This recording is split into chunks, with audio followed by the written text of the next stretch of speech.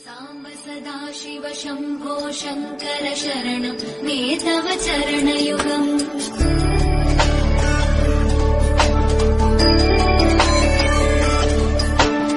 उमया दिव्यसुमङ्गल विग्रहया लिङ्गितवामाङ्ग विभो साम्ब सदा शिव शम्भो शङ्कर शरणं मे तव चरणयुगम्।